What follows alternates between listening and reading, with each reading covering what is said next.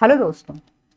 हम लोग स्थित प्रज्ञ के बारे में बहुत सुनते हैं, बहुत पढ़ा भी है हमने, जिसको स्टोइक कहते हैं।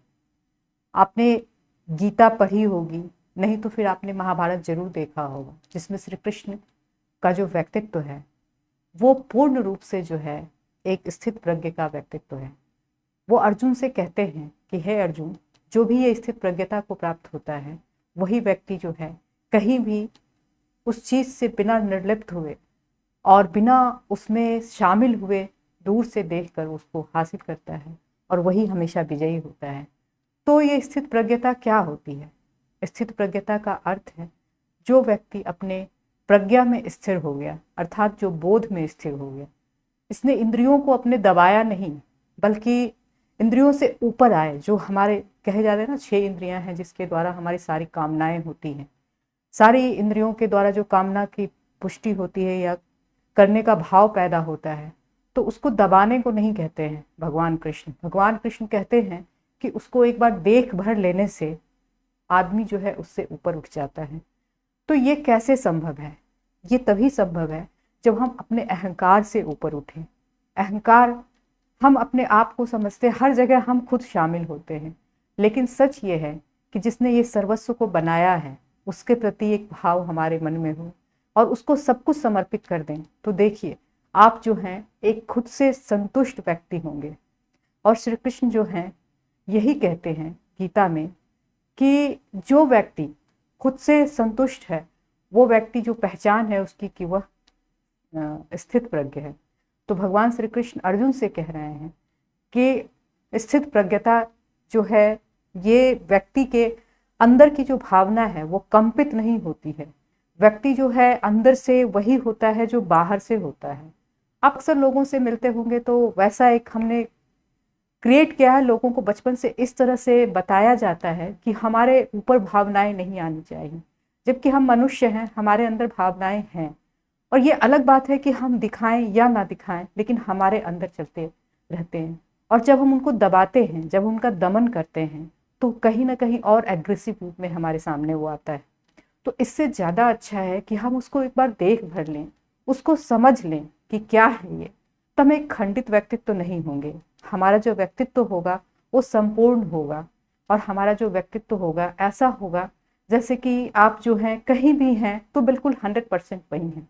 भगवान श्री कृष्ण को अगर आप देखेंगे तो उनका बचपन देखिए, उनका जो वो राधा और गोपियों के साथ रहे वो उनका व्यक्तित्व देखिए। और जो कहते हैं कि युद्ध के मैदान में एक ही व्यक्ति है, लेकिन वो बाहर से सबको बदलता हुआ दिख रहा है, लेकिन अंदर जो है बिल्कुल एक है, सम है, हर जगह एक है वो।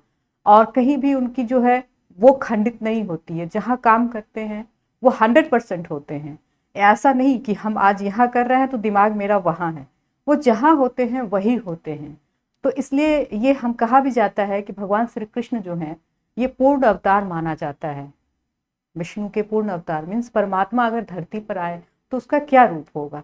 ये भगवान श्री कृष्ण जैसे होंगे। जहाँ पे रहते हैं वहाँ पे ही खुश रहते हैं।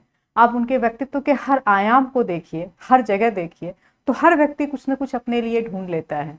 वो ऐसा व्यक्तित्व जो सबको आकृष्ट करता है, वो ऐसा व्यक्तित्व है जो सबको लगता है कि काश ऐसा कुछ भी 1% भी हमारे अंदर आ जाए। ऐसे हैं भगवान श्री कृष्ण। तो हम जब गीता पढ़ते हैं तो उनसे कुछ सीखना भी चाहिए कि कुछ तो आ जाए हमारे अंदर। मैं यही सोचती हूँ कि अगर इतने सारे चीज़ हैं उनके अंदर तो शायद कुछ थोड़ा सा भी तो हम सीख पाएँ, और इसका प्रयत्न करते रहना चाहिए। इसीलिए कहा जाता है कि खुद को इवॉल्व करना ही सबसे बड़ा इम्पोर्टेंट चीज़ है, टास्क है आपके लाइफ में। बाकी दुनिया में पद है, सब है अपनी जगह, लेकिन अगर हम खुद से खुश नहीं हैं तो वो किसी काम के नहीं है। मेरे किसी काम का नहीं है। धन, पद, सब कुछ आपका यहीं का यहीं रह जाना है। तो आप ये, जब उससे हम खुश नहीं हो सकते हैं तो फिर ये हमारे किस काम का है? तो ज़्यादा ज़रूरी है पहले खुद से खुश रहें, सब चीज़ को तब आप इंजॉय कर पाएंगे। और ये पहली सीढ़ी होती है व्यक्ति के। और हम लोग अपने आप को छोड़ के बाकी सबके पीछे भागते हैं, और इतना ज़्यादा दमित व्यक्तित्व नजर आता है कि अंदर से आप मिलेंगे किसी से तो लगेगा कि अंदर से तो, मतलब बाहर से तो बहुत ही अच्छा दिखेगा, लेकिन अंदर से वो बहुत ही डरा, बहुत ही बड़े बड़े लोगों का ये हाल है। छोटे लोगों की तो बात ही छोड़ दीजिए, जिनको स्टालिन जैसे, नेपोलियन और हिटलर जैसे लोग जो है उन्होंने अपने दो रूप को बना के रखा था, इतना डरते थे इस दुनिया से। तो वैसे व्यक्तित्व से हम क्या सीख सकते हैं? हम हमेशा ऐसा काम करें जिससे हम खुद इवॉल्व हों, हम खुद को पहचानें, खुद के नज़र में हम खुद को जानें। तो इसके लिए ज़रूरी है अपने अहंकार का त्याग करें और अपने आप को देखें, जो सबको बनाया है, जिसने सब पूरी पृथ्वी सारी प्रकृति को बनाया है, उनको फील करें अपने अंदर। और यही सबसे बड़ी चीज़ है। और तभी हमारे अंदर स्थित प्रज्ञता का भाव आएगा और हमारा बोध जो है वो स्थिर होगा, ना वो कभी बहुत विचलित होगा। कोई परिस्थिति आ गई तो हम बहुत खुश और बहुत ज़्यादा दुखी, ये वाली स्थिति नहीं आएगी। और हम उसको समान भाव से देख सकेंगे, एक परिस्थिति के हिसाब से जान सकेंगे और फिर उससे हम आगे निकलने का रास्ता ढूंढ सकेंगे। धन्यवाद।